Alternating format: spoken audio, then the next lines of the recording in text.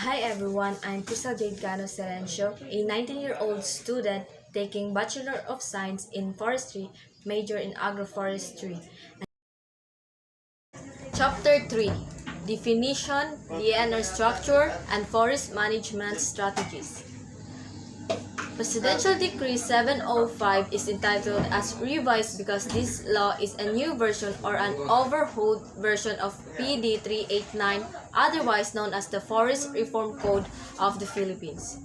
It replaced PD 330 and 339 CA number 452 and RA 4715B. It noticed that this law was promulgated during the Marcos regime, which became effective on May 19, 1975. President Marcos was able to promulgate this law because during this period, he became a legislator and at the same executor of the laws as a consequence of the adoption of parliamentary form of government. Besides, this was also the period partial law and thus he became a dictator during this time. The enactment of PD 705 was based on the following reasons. First, urgent need for proper classification, management, and utilization of the lands of the public domain to maximize their productivity to meet the demands of our increasing population. Second, the necessity to assess the multiple uses of forest lands and resources before allowing any utilization thereof in order to attain the optimal benefits that can be derived therefrom.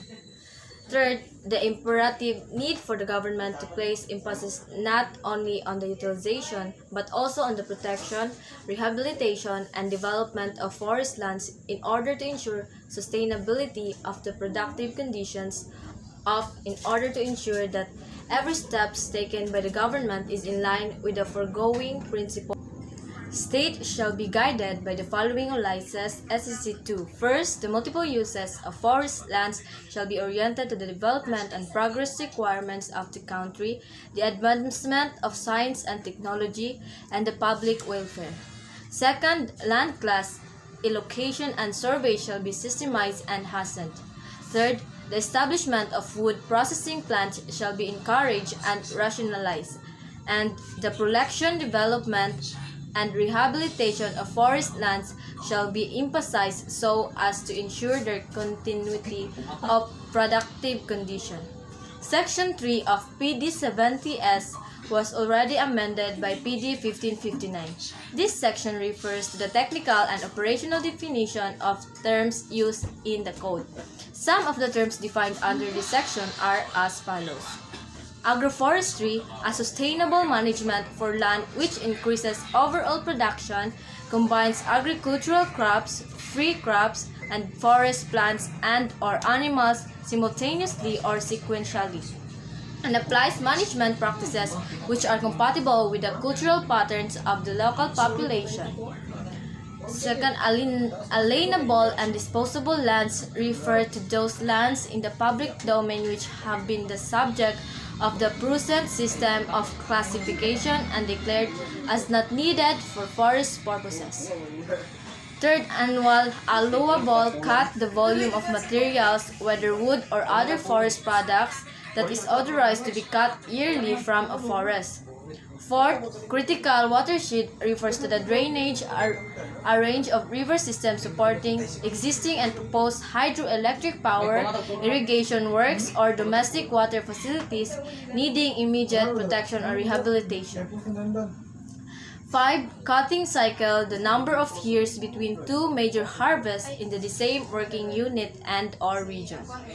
6 is dipterocarp forest, a forest dominated by trees of dipterocarp species such as mayapis, tanggili, red lawan, bagdikan, yakal, apitong, and etc. 7. Forest ecosystem refers to the living and non-living components of a forest and their interrelationship. 8. Forest lands includes public forests, permanent forests, forest reserves, and forest reservations. 9. Forest products means timber, pulpwood, bark, tree top, resin, gum, wood, or honey, beeswax, nipratan, or other forest growth such as shrub and lowering plant, the associated water, leash, game signs, historical, recreational, and geological resources in forest lands. 10. Forest officer means any official or employee of the Bureau who has been appointed or delegated by law or by competent authority to execute, implement, or enforce the provisions of this code, other related laws, as well as their implementing regulations. 11. Forest reservation refers to forests and which have been reserved by the President of the Philippines for any specific purposes or purposes. Game refuge or bird sanctuary refers to a forest land designated for the protection of the gentle animals, birds, and fish, and close to hunting and fishing in order that the excess population may allow and restock surrounding areas. 13. Grazing lands refers to the portion of the public domain which has been set aside in view or the sustainability of its topography and vegetation for the raising of livestock. 14. Healthy residual refers to a sowed or slightly injured tree of the commercial species left after logging. 15. Industrial tree plantation refers to any forest and extensively planted to tree crops intended primarily. 17. List of a privilege granted by the state to a person to occupy and possess, in consideration of specialized rental, any forest land of the public domain in order to undertake any authorized activity therein. 18. License refers to a privilege granted by the state to a person to only forest resources within the forest land, without any right of occupation and possession over the same, to title to the exclusion of the others, or establish an opponent a wood processing plant for the same, to the exclusion of the others, or establish and opti a wood processing plant, or conduct any activity involving the utilization of any forest resources.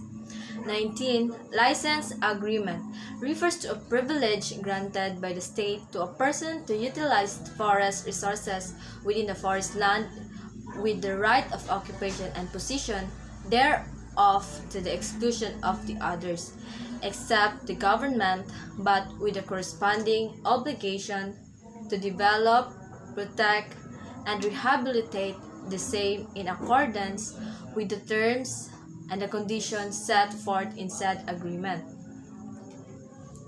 Mangrove refers to the type of forest occurring on tidal flat along the sea coast, extending along stream, usually with brackish water. 21. Marine park refers to any public shore arc delineated for outdoor recreation, sports, leashing, water skiing, and related healthful activities. 22. Mineral lands refers to those lands of the public domain which have been classified as such by the DENR Secretary in accordance with the prescribed and approved criteria, guidelines, and procedure. 23. Multiple use is the harmonized utilization of the land, soil, water, wildlife, recreation value, grass, and timber of forest lands. 24. National park refers to a forest land reservation essentially of primitive or wilderness character which has been withdrawn from the settlement or occupancy and set aside as such exclusively to preserve the scenery, the natural and historic objects, and the wild animals or plants therein, and to provide enjoyment of those leisures in such a manner as well leave them unimpaired for future generation. 25. Permanent forests or forest reserves refers to those lands of the public domain which have been the subject of present system of classification and declared as not needed for forest purposes. 20. Spent a short time, privilege, or authority granted by the state to a person to utilize any limited forest resources or undertake a limited activity within the forest land without any right of occupation and possession therein. Pine forest, a type of forest predominantly of pine trees. 28.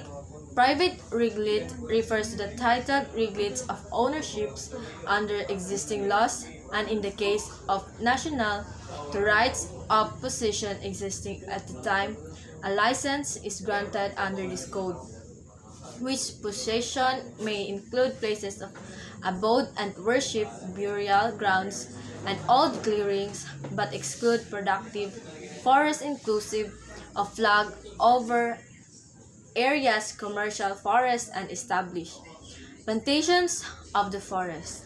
Forest and established plantations of the forest, trees, economic values.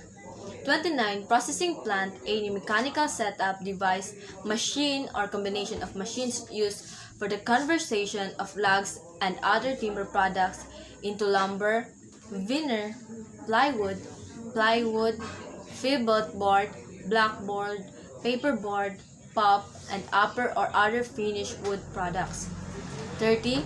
Public forest refers to the inch of land of the domain which has not been subject to the present system of classification for the determination of which lands are needed for forest purposes and which are not. 31. Rationalization is the organization of business or industry using management principles, system and procedures to attain stability, efficiency, and profitability of operation. 32.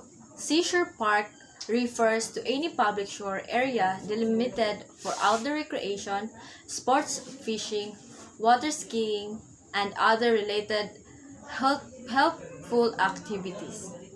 33. Sked tree system refers to the silvicultural system characterized by partial clear cutting, leaving seed earth to regenerate in the area. 34. Selective logging is the systematic removal of the mature, overmature, and defective trees in such a manner as to leave adequate number and volume of healthy residual trees of the desired species necessary. Assure future crop of timber and forest cover for the protection and conservation of soil, water, and wildlife. 35 is silviculture, the establishment, development, reproduction, and care of forest trees. 36. Sustained yield management. This implies continuous and periodic production of forest products in a working unit for the purpose of achieving at the earliest time an approximate balance between growth and harvest or use. 37. Tree farm refers to a small forest land or tract of land purposely planted to tree crops. 38. Watershed is the land area drained by a stream or fixed body of water and its tributaries having a common outlet for surface runoff. 39 is watershed reservation is a forest land reservation established to protect or improve the condition of water yield, therefore or reduce excumulation.